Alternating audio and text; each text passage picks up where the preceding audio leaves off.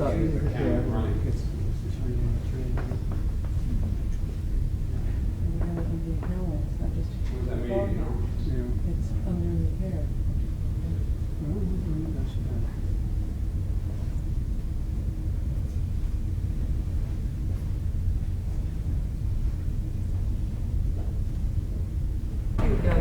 Oh yeah, I'm the last one in. I usually get in about 7:30 in the morning. The others, some of them start at 6:30. And we don't leave here till 11:30 at night. Which is something we'd like to bring up in the show, because most people probably Unfortunately, the last 2 days we've had a very dull calendar. But because we're going to be doing this out of secret. All right, I know. I'm starting off only 4 pages. Thank you, Judge Walker. Thank you, Judge Walker, for having us. Okay. Okay, everyone quiet, please. Stand by. Whenever you're ready, Alan. Thank you, Judge Walker, for having us here in this magnificent courtroom in the Court of Appeals. it's a pleasure to have you here, Alan. Judge, can you tell our audience, what is a typical day in the life of the Court of Appeals like? Well, the judges on our court are very hard-working judges. They get here about 7 o'clock in the morning every day. We go into conference at about 10, not about 10, exactly at 10. And we stay in conference till 12:30, have lunch, and then take the bench. We take the bench at 2 o'clock in the afternoon, except on Fridays when we take the bench at 1 in the afternoon. We get off the bench about 5:30. We all go to dinner together at 6. At about 7:30, we're back from dinner, back in our chambers, and we stay there till about 11:30 in the evening. And is this 1 day a week, 2 days a week? This is 5 days a week when the court is in session, which is 2 weeks out of every month. The rest of the time, we're back in our home chambers. Each judge has his or her chambers in the county in which that judge resides. And when we're in our home chambers, we're hearing motions, we're writing opinions, we're reading briefs, and there we work a normal 9 to 5 day. Now, how does a case get to the Court of Appeals? Well, this is the court of last resort. In most cases, this is called the Supreme Court of the state. It is the Supreme Court of the state because, as I say, it is the last or the highest appellate court within the state. After this court, you can only go to the United States Supreme Court, and then not in every instance. So for most cases, this is the end of the line. A case starts in the trial court, and then you have the Intermediate Appellate Court, which handles all the appeals from the trial court, and then on permission, certain cases are allowed to our court, usually about 300 or 400 a year. Well, who comes here? Do you have the litigants here? Do you take testimony here? No, only the lawyers come here. We read the briefs. We're bound by the record of the trial below, that is the trial that was conducted in the trial court, the evidence and so forth. We don't find facts here. We just apply the law, so that we take the record as it's presented to us from the trial court, and the attorneys, one representing the appellant, that is the side which lost in the court below, seeking to overturn what was done below, and the respondent, which is the winner in the court below, seeking to sustain the victory. And the two of them argue the case. The case is argued before the 7 judges of this court, and then the 7 judges parcel out the cases. Each one reports on a separate case in conference, and then ultimately we vote on it. If 4 judges vote a particular way, either to affirm the court below or to reverse the court below, that becomes the decision of this court. Now, I was watching yesterday in the courtroom that all the judges were asking questions. Is each judge assigned a particular case? Hold No. on a second. Before you answer that question, Forstate, trust me, you're going to like it better, because this is going to start looking silly. Each judge assigned a case.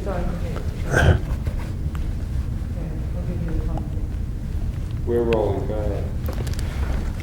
Yes, each judge is assigned a case, but only after the oral argument, so that when the cases are being argued, no judge knows what case he or she will draw.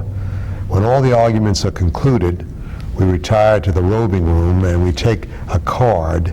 Each card has the case name on it, and we pass the cards out, and then we draw the cards in order of seniority. And that's the first time we know what case it is that we will be responsible for. When you say responsible for, you mean writing the decision? Well, it all depends. We're responsible for reporting that case during the conference. It's almost like show and tell. We take that case and we say, we believe this should be affirmed, we explain our reasons for it, and then we go around in the order of seniority, we go around the table, and we see how many judges agree with the position advanced or how many disagree. If 3 other judges agree with you, then you have the court. Then you have a majority of the court and you write the opinion. If another judge disagrees with you and 3 judges agree, 3 or more, agree with that judge, then that judge will write the opinion and you'll write the dissent, or else you might join in the opinion. It's a dynamic.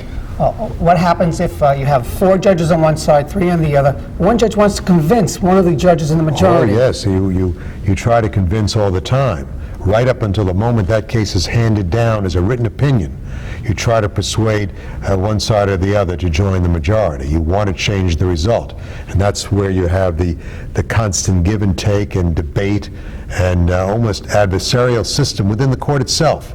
It's a very healthy process. Now, there are 7 judges. If one judge was to be sick or for whatever reason excuse him or herself from a case, then you have 6. Do you ever have ties? Oh, yes, we've had that before, and we'd have 3-3, and if there is absolutely no way of breaking the deadlock, no one judge will side with one side or the other, so you have a 3-3 stalemate. We vouch in another judge. We usually take a judge from the appellate division, bring that judge in, and then schedule the case for re-argument. The case is then argued all over again, and a panel of 7 then re-decides that case. The typical case, how many times is it conferenced? The typical case is conferenced perhaps twice after the argument, and then when the writing comes down, the writing might be on the table 3 or 4 different conferences where various aspects are in the collegial process worked on, so that ultimately the writing will represent the consensus of those who have joined in the writing. Now, which cases get to be heard at the Court of Appeals level? Well, in the criminal side, the criminal cases, any one judge in our court or a judge in the appellate division can grant leave to that appellant to come to our court. Either the defendant on one side or the prosecutor on the other side, depending who wins below. In the civil side, on the civil cases, that is the non-criminal cases, it takes 2 judges on our court after reading a report on a motion for leave to appeal. It takes 2 judges on our court to grant leave, or 2 judges in the appellate division to grant leave. So how many cases do you hear a year now? Roughly about 400. And how many cases are actually requested? How many cases are actually requested to be heard here? That can go into the hundreds and sometimes the thousands. Now, your court, how do you categorize it? Is liberal, conservative?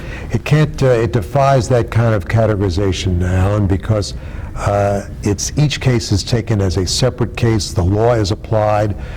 Commentators have been trying for some time to determine whether we are a liberal court or a conservative court. We were marked recently as a pragmatic court, a court which does not fall into any one category, but which really decides the cases appropriately and properly based on the precedents. I see one report says you're a cordial and intelligent court. Well, that's a very high compliment. We try to be cordial to the lawyers and to the litigants and to one another. And we try to be intelligent when it comes to rendering a decision. How does one become a judge of the Court of Appeals? Well, various processes. We have 2 judges on our court, Judge Bellicosa and Judge Kay, who had no prior judicial experience. 2 superb judges. We have Judge Hancock and Judge Simons, both of whom came from an appellate division. So they were trial judges, then they were appellate division judges. Judge Alexander as well was a trial judge and then an appellate division judge. I was a trial judge, and then I ran for the Court of Appeals.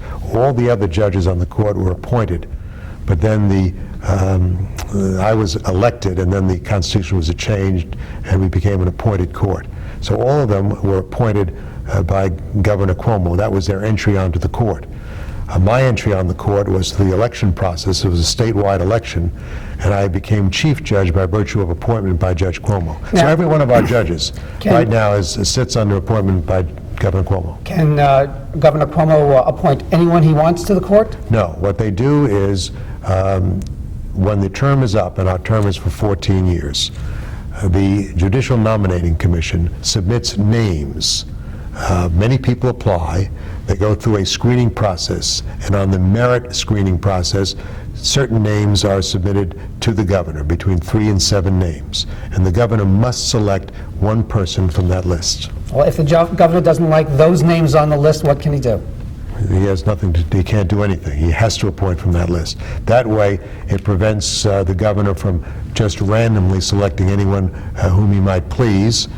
He's restricted to a group, and we know that that group is found to be highly qualified by a nonpartisan screening panel, which interviews and very carefully selects. And a sitting judge of the Court of Appeals, if his term is up after 14 years, does he have to go through this committee as well? Yes, he does, or she does. Yes, the name is resubmitted and the process is repeated. I might say that, and I know this is somewhat self-serving, that Governor Cuomo has done an excellent job, both in putting the first woman to ever serve on our court, that's Judge Kaye, and the first black judge to ever serve for a full term on our court, that's Judge Alexander. He has been completely nonpartisan in the selection process. Coincidentally, 3 members of our court are enrolled Republicans, 3 enrolled Democrats, and 1 registered in neither party. And there's a geographical balance. We have upstaters and we have downstaters, and I think really excellent jurists. Now, I know you hold 2 positions. One is Chief Judge of the State of New York, and the other is Chief Judge of the Court of Appeals. Yes. What are your roles in these 2 positions? Well, as Chief Judge of the Court of Appeals, I preside over this court. I'm the judge who is assigned the task of leading the conference. I have no more votes than any other judge on the court. I'm also responsible for this building, statutorily, and this is an anachronism, really. The statute says that the Chief Judge of the State or the Chief Judge of the Court of Appeals shall be in charge of the Court of Appeals Hall. So this is my home, both figuratively and literally. The other obligation I have as Chief Judge of the State, and that's a separate constitutional title, is the Chief Administrator of the court system in the state of New York. That is the 13,000 non-judicial personnel, the 3,000 judges, and the 270 court facilities all come within the jurisdiction of the 3rd branch of government, the judicial branch. And again, constitutionally and legislatively, I'm in charge of that. I, in turn, am able to appoint a chief administrator of the courts. In the New York State, it's Matt Crossan, and Matt Crossan is the chief administrator to whom many of these powers are delegated. But ultimately, the responsibility is with the Chief Judge of the State. Well, if a judge in Queens has a problem in his particular part, does it end up at your desk? What usually happens is in Queens, he would go to Al Lerner, who is the Chief Administrative Judge of Queens County. Al Lerner, in turn, will work through Milton Williams, who's the Chief Administrator or Deputy Chief Administrator for the City of New York. He, in turn, would go to Matt Crossan, who is the Chief Administrator for the entire state, and then Matt and I would discuss the problem. Okay. Now, what if they want more courtrooms? What if there's not enough courtrooms? What happens then? Well, every year we prepare a State of the Judiciary message where we outline the needs for the court system. We present that to the legislature. We also present a budget every year to budget for the needs of the court. This budget is also submitted to the legislature. And then the battle begins. And we fight for all these things which we desperately need. As far as court facilities are concerned, the facilities themselves are the responsibility of the municipalities, the counties and the cities where those facilities exist, where those courthouses exist. So we have to deal with them as far as that is concerned. You use the term battle. Is the battle being won or lost now? Well, there are some victories and some losses. Right now, we're having the battle of our life because all the states in the Northeast, as you know, are facing an enormous budget crunch. We've submitted a budget of some $985 million. We expect to be cut. But the burden that we have now in the court system is greater than has ever been faced in the history of the state of New York, mainly because of the drug problem. where the numbers are staggering. We resolve some 3.5 million cases a year, civil and criminal, in our state court system. It is the largest unified court system in the United States of America. How does that compare to the federal system? Well, we handle in 1 year 10 times the cases which are handled in all of the federal courts in all of the 50 states. And as far as the drug cases are concerned, and we've heard that the president is saying that he wants to increase the federal judicial complement because of the enormous amount of drug cases coming into the federal courts, the comparison is this. In 1 day, we handle more drug cases in New York State than the entire federal system in all 50 states handles in a year. Judge Wackler, if you had a crystal ball, what would happen if you don't get the necessary budgetary lines? Well, if we're cut back, we might have to do what the state of Vermont did when they were cut back. They had to close down their civil courts. Now, we could not think of that, but we might have to close down certain parts because we cannot operate without the judges and the non-judicial personnel. We have been asking for 3 years for additional judges, and we've received none. In the criminal court now in the city of New York, we have 1,000 cases a day coming into that court. And we have some 80 judges handling them. Each judge can spend about 4 minutes on each case, which means that you can't try any cases. In the criminal court of the city of New York, all you can do is process pleas. Now, the citizens of this state deserve better than that. Now, just to change the topic a little, you mentioned you're also chief of this particular courthouse. That's right. And you've graciously invited us into your home. That's correct. Now, I noticed the chairs that we're sitting on. Can you describe them to us? Well, these are the Ram's Head chairs. These are extremely precious and valuable, priceless, literally priceless. And we're not, we don't have them all over the court room, but we have several of them, and they're studied by people who know fine woodwork. They come from all over the country to look at the Court of Appeals Ram's Head chairs. As you will note in this courtroom, we have probably some of the most magnificent woodwork that you'll see anywhere in the country, or in the world for that matter. Each of the panels, for example, around the frames of the associate judges, which are the smaller pictures on the bottom row. The former chief judges are portrayed. Their portraits are on the top row, the larger portraits, and the associate judges, the former associate judges, are the smaller portraits. But each frame around each associate judge is individually hand-carved, and no two have the same design, similar to the panels on the bench. Each one individually done, each one unique. Now, I saw on the bench, does each judge have their particular chair that they sit in? Oh, yes, and it's all in order of seniority. We do everything by seniority in the Court of Appeals. That's been the tradition for 200 years. We walk out in order of seniority. We walk back into the robing room in order of seniority. The robing room has, in order of seniority, each locker where our robes are stored.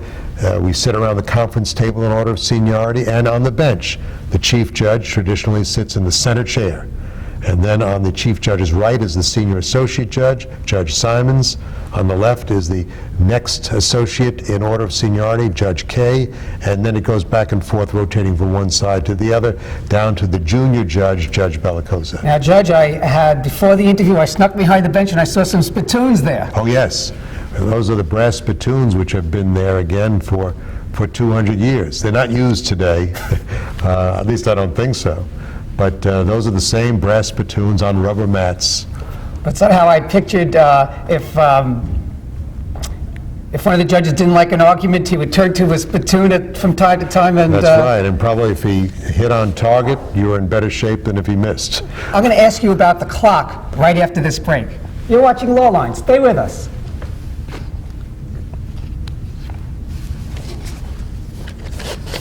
I said spittoons? I loved it. Yeah. I absolutely. Yeah. We probably use them for gum wrappers now or something. They're not used for anything.